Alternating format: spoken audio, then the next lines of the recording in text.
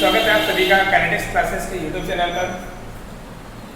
आज हम लोग चर्चा करेंगे भारत सरकार की एक योजना के बारे में जिसका नाम है अग्निपथ योजना। और आपको मालूम है कि अग्निपथ योजना को लेकर के जगह जगह यानी कि अधिकांश राज्यों में, देश के अधिकांश हिस्सों में इसका विरोध हो रहा है। अधिकांश विद्यार्थी इसका जो है विरोध कर रहे हैं। क्यों विरोध कर रहे हैं, क्या कारण है इनके पीछे, हम लोग उसके बारे में चर्चा करेंगे आगे। तो आज का हमारा जो टॉपिक है वो है अग्निपथ योजना के बारे में ज़्यादा से ज़्यादा लोगों को जानकारी प्राप्त हो कि भारत सरकार क्या योजना लेकर के आई है। तो स्टूडेंट्स, आप लोग कॉपी पेन लेकर के बैठिएगा और समझने का प्रयास करिएगा। हम लोग एक टॉपिक को विस्तृत रूप से चर्चा करेंगे, फिर आप इसको डिसाइड करिएगा कि ये योजना सही है या गलत है। ठीक है स्टूडेंट्स, चलिए स्टार्ट करते हैं। और विद्यार्थियों, आज अभी आपने अगर हमारा चैनल सब्सक्राइब नहीं किया है तो हमारे चैनल को सब्सक्राइब करें और ज़्यादा से ज़्यादा अपने मित्रों के साथ में शेयर करें। और देखिए, आप जितने ज़्यादा जागरूक होंगे उतना ज़्यादा ही इस प्रकार का जो माहौल बना हुआ है देश में, ये थमने का प्रयास करेगा या ये थमेगा। तो ज़्यादा से ज़्यादा आप लोग हमारी वीडियो को शेयर करने का प्रयास करें और ज़्यादा से ज़्यादा अपने मित्रों के साथ में, साथियों के साथ में शेयर करें ताकि वो जान सकें कि अग्निपथ जो योजना है ये वास्तव में क्या है, इससे अपने को प्रॉफिट है या इससे अपने को नुकसान है। तो ज़्यादा से ज़्यादा हमारे वीडियो को शेयर करें। देखिएगा, तो स्टार्ट करते हैं। तो भारत सरकार सेना में भर्ती के लिए, सेना में भर्ती करने के लिए और एक योजना लेकर के आई है जिसका नाम है अग्निपथ योजना। ठीक है, और अग्निपथ योजना के तहत जो भी भर्ती किए जाएंगे, जो भी युवाओं को मौका मिलेगा सेना में जाने का, उनको अग्निवीर के नाम से जाना जाएगा। दो बातें क्लियर हुई। अच्छा, अग्निपथ योजना के तहत जैसे भारत सरकार ने बताया कि हम तीनों प्रकार की सेनाओं में, यानी कि आपके आर्मी हो गई, नेवी हो गई और एयरफोर्स हो गई, तीनों ही सेनाओं में इसके तहत भर्ती ली जाएगी। पहला इन्होंने जो लक्ष्य रखा है वो लगभग जो है वो 50,000 भर्तियाँ लेने का है, यानी 50,000 युवाओं को ये सेना में शामिल करने का इनका प्लान है। अभी प्रथम बार में जो है ये 46 यानी कि 46,000 युवकों को या युवाओं को नौकरी देंगे। ठीक है स्टूडेंट्स, तो देखिए कि पहली बात हम लोग इसके जो जनरल पॉइंट्स हैं उनके ऊपर बात करते हैं। आयु सीमा क्या है, कौन कौन इसके लिए आवेदन कर सकता है।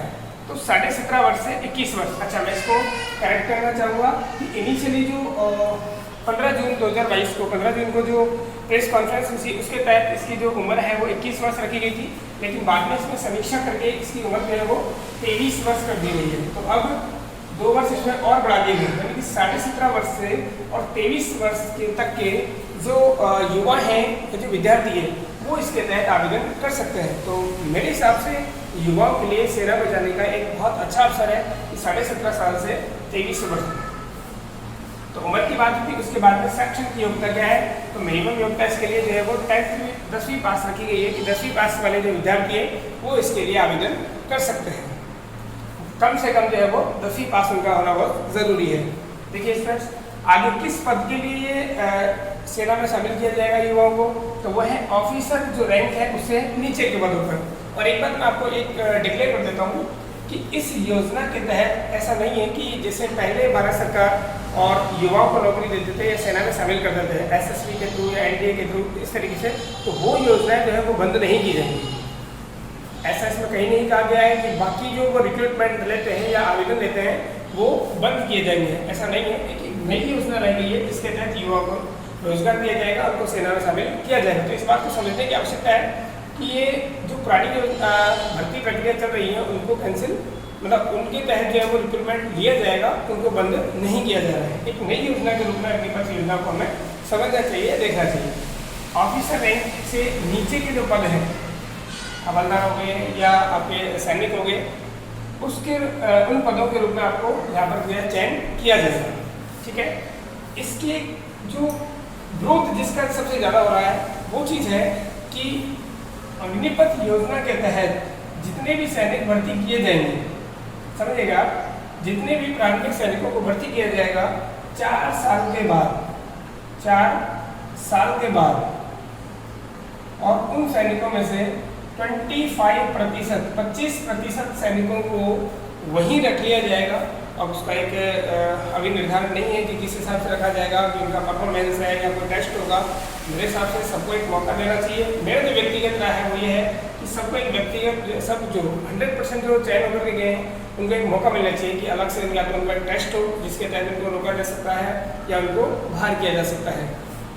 तो 4 साल के बाद में 25% जो सैनिक भर्ती हुए थे उनको रख लिया जाएगा अपने सेना में। बाकी जो 75% हैं उनको वहाँ से घर भेज दिया जाएगा, या यूँ हम कहें कि उनको रिटायरमेंट दे दिया जाएगा। 4 साल की नौकरी के लिए ये आवेदन किया जा रहा है। और सबसे बड़ा जो अभी विरोध है इस चीज़ का वो 4 साल का ये है कि देश का युवा नागरिक जो है वो 20 साल के लिए, 15 साल के लिए जो है या आजीवन जो है वो सेना में भर्ती होना चाहता है, लेकिन हमारी भारत सरकार जो है केवल 4 साल के लिए उनको सेना में शामिल कर रही है। तो ये इसका एक बहुत बड़ा विरोध का कारण रहा है कि 4 साल नहीं होना चाहिए था। हम पूरी तैयारी करते हैं, 4 साल, 5 साल, 6 साल, 8 साल जो है तैयारी में लगा देते हैं केवल 4 साल नौकरी करने के लिए। तो ऐसा इसका एक विरोध का कारण रहा है। लेकिन मैं देखिए चर्चा करता हूँ कि 25% जो है उनको रख लिया जाएगा, 75% को रिटायरमेंट दे दिया जाएगा। तो रिटायरमेंट के तहत उनके पास में क्या क्या सुविधाएं रहेंगी उसके बारे में हम लोग चर्चा करेंगे। या 4 साल जब ये नौकरी करेंगे उस टाइम उनके पास में क्या क्या सुविधाएं हैं वो सब के बारे में हम लोग चर्चा करेंगे। तो पहली बात हम लोग चर्चा करते हैं कि इनका सैलरी जो है क्या रहेगा, या इनका जो पेमेंट स्केल है वो क्या रहेगा। तो देखिए स्टूडेंट्स, 4 साल के लिए जब सैनिकों को भर्ती किया जाएगा तो 4 साल इनकी जो जॉब है उसके तहत क्या होगा कि 6 महीने की इनके पास 6 माह की क्या होगी ट्रेनिंग। तो ये भी एक रीज़न है कि पुराने जो मैंने कर्नल्स को और जो रिटायर्ड ऑफिसर्स हैं उनको मैंने सुना है, उनको पढ़ने की कोशिश की है कि उनका स्टेटमेंट क्या है। तो उनका कहना जो है एक टेंशन ये है कि क्या हम लोग 6 माह के अंदर, 6 माह की ट्रेनिंग के अंदर हम लोग ऐसा एक सशक्त और एक मतलब पूर्ण रूप से निपुण और दक्ष जो है क्या हम लोग सैनिक तैयार कर पाएंगे। जिस प्रकार से इंडियन आर्मी का पद है, आप समझोगे कि वर्ल्ड में 2nd नंबर की हमारे पास में लार्जेस्ट आर्मी है और स्ट्रॉन्गेस्ट आर्मी है। क्या हम इस प्रकार का एक सैनिक जो है वो 4 साल में 6 माह में तैयार कर पाएंगे या नहीं कर पाएंगे, ये एक बड़ा चिंता का है विषय है। तो इसके ऊपर भी जो है एक थोड़ा सा विरोध इसका हो रहा है। तो मैंने आपको 2 कारण बताए। एक तो जो मेन कारण है वो है कि 4 साल की नौकरी है, तो 4 साल की नौकरी लेके किस तरीके से हम लोग जाएँ। एक हिचकिचाहट है कि हमको 4 साल रखा जाएगा, 4 साल के बाद में हमको भगा दिया जाएगा, तो वो एक है। तो 75% जो सैनिक बाहर आएंगे उनको क्या ये समाज जो है वो ले पाएगा, एक्सेप्ट कर पाएगा, समाज उनको किस प्रकार से देखेगा, एक नज़रिया, या जो सैनिक बाहर आएगा वो समाज में एडजस्ट हो पाएगा या नहीं हो पाएगा, या किसी अलग जो प्रशिक्षण लेगा, प्रशिक्षण लेने के बाद में अगर कहीं किसी और अलग गतिविधि में तो नहीं चला जाएगा। तो उसके बारे में बहुत बड़ा चिंता का विषय है कि 75% जो युवा है इसको एक सही दिशा दी जाए, कि आने के बाद में इनको एक सही दिशा दी जाए, या इनके पास में एक सही जो है वो रास्ता हो कि हम लोग यहाँ से रिटायरमेंट होने के बाद में और जगह भी जा सकते हैं। तो भारत सरकार इसके ऊपर अभी काम कर रही है, लेकिन कहीं ना कहीं ये भारत सरकार की गलती रही है कि वो पहले योजना उन्होंने लागू कर दी, ना कि उसको जनता में रखा या पार्लियामेंट में या कहीं भी उसको जो है वो उसके ऊपर बहस की गई या उसके ऊपर चर्चा की गई। बिना किसी तैयारी के किसी भी योजना को लाना तो विरोध का कारण रहता ही है। और यही कारण है कि आज जो है देश के अंदर जगह जगह जो है वो उपद्रव फैलाया जा रहा है कि ट्रेनें जो है, क्योंकि ना समझिए उनको समझ में नहीं आ रहा है कि योजना है क्या। देखिए विपक्ष का काम है या अन्य जो दल है उनका काम है मौके का फायदा उठाना। तो सरकार की ये चूक हुई, गलती हुई, तो एक युवाओं को संदेश गया कि जो अग्निपथ योजना है इसके तहत सेना को प्राइवेट कर दिया जाएगा, या सेना जो है उसके अंदर केवल 4 साल के लिए पैरोल पर रखा जाएगा सैनिकों को, उसके बाद में उनको फ्री कर दिया जाएगा। तो ऐसा है कि स्टेटमेंट उनके पास गया कि नौकरी नहीं है, 4 साल बाद में सेना जो है वो खत्म हो जाएगी या हमें किराया किसी ने रखा जा रहा है, ऐसा कुछ। तो एक गलत अफवाह उस तरीके से मार्केट में गई, और उसी का रीज़न है कि हम देख रहे हैं कि क्या दृश्य भी हो रहा है। तो 6 माह की ट्रेनिंग के अंदर एक प्रॉब्लम है कि हम लोग एक सशक्त और युवा तैयार कर पाएंगे या सैनिक तैयार कर पाएंगे कि नहीं कर पाएंगे। 75% जो युवा सैनिक वहाँ से वापस आएंगे उनके लिए हमने क्या रखा है। तो अभी बहुत सारे जो है स्टेट्स जो हैं, बहुत सारे राज्यों ने पुलिस की जो भर्ती है, बहुत सारे राज्यों ने पुलिस की भर्तियों के अंदर जो है ये कहा है कि हम उनको पहले आरक्षण देंगे, यानी कि उनको एक पर्टिकुलर जो है वो उनको सीट रखी जाएगी कि इतनी सीट जो है पर्टिकुलर उन सैनिकों के लिए है जो 4 साल की नौकरी के बाद में रिटायरमेंट करके आए हैं। अभी इस पर काम चल रहा है, लेकिन मुझे लगता है कि इसके ऊपर पहले काम कर लेना चाहिए था। ठीक है, अच्छा आगे हम लोग चर्चा करते हैं कि हम लोग बात कर रहे थे सैलरी के बारे में। तो देखिएगा 4 साल उनको ज्वाइनिंग करनी है, लिखा हुआ देखिए कि 4 वर्ष उनको जो है वो सेना में काम करना है या सैनिक के रूप में अपना योगदान देना है।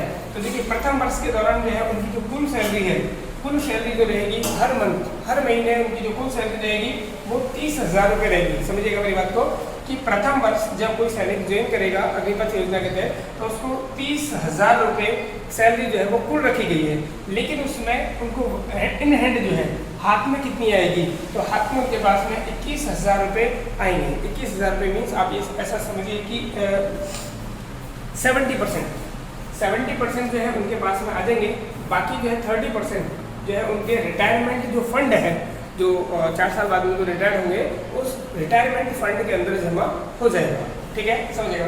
तो 30,000 में से 9,000 रुपये के उनके रिटायरमेंट फंड में जमा हुए और बाकी के जो 21,000 है उनको वो प्राप्त हो जाएंगे हर महीने। प्रथम वर्ष का ये है।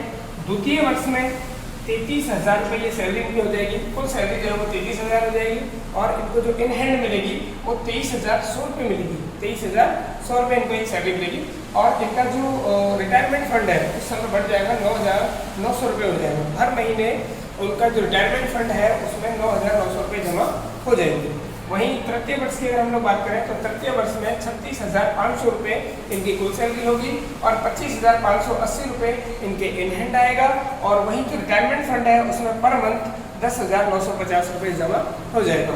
लास्ट ईयर की यानी चतुर्थ ईयर की बात करें उस वर्ष की जहाँ पर ये रिटायरमेंट होकर के अपने घर आ जाएंगे, समाज में पुनः आ जाएंगे, उसकी अगर बात करें तो उस वर्ष हर महीने इन्हें 40,000 रुपये इनकम के रूप में प्राप्त होगा, यानी कुल सैलरी के रूप में प्राप्त होगा।